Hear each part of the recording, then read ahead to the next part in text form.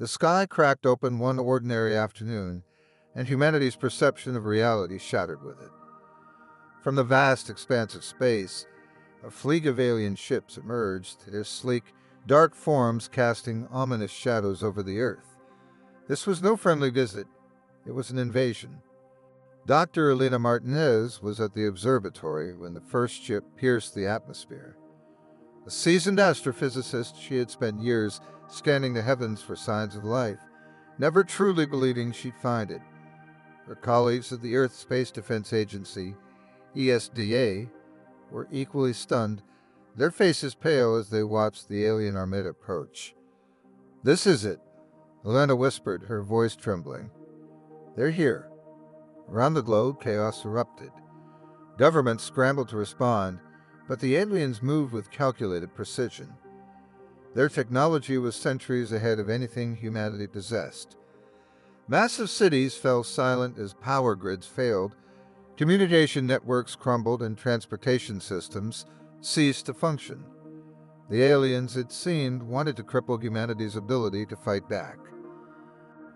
In the ruins of New York City, a small resistance group formed. Led by Captain Aaron Blake, a former Marine, they took refuge in the subway tunnels. The air was thick with tension and the acrid smell of smoke as Blake addressed his ragged team. "We may be outmatched, but we are not defeated. We will fight for our planet, for our families," he declared, his voice a steady beacon of hope in the darkness. Meanwhile, in Washington, D.C., Dr. Martinez and a team of scientists were taken to a secure underground bunker. They had been tasked with deciphering any possible weaknesses in the alien technology. The pressure was immense and time was running out. "We need to understand their language, their motives," Alina urged, poring over intercepted communications. "There has to be something we can use." As the days turned into weeks, the true nature of the invaders began to surface. Through painstaking analysis, Alina and her team discovered a series of ancient signals buried deep within the aliens' transmissions. These signals revealed that the invaders, known as the Zorath, were not conquerors by nature, but refugees fleeing from an even greater threat. "They're not here to destroy us," Alina realized with a start. "They're hiding from something far worse."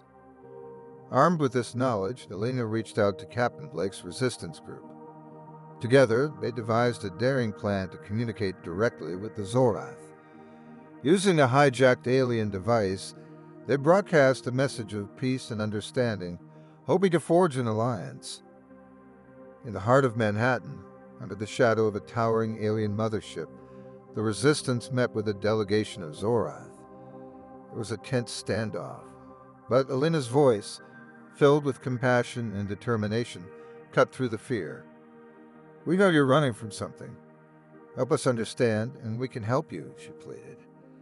The Zorath leader, a being named Salakor, hesitated before responding. Through a complex translation device, he revealed the horror that had driven his people to Earth. A monstrous entity known as the Voidbringer, a creature that consumed entire star systems, was on their trail. "We need your help to stop it," Zalcor admitted.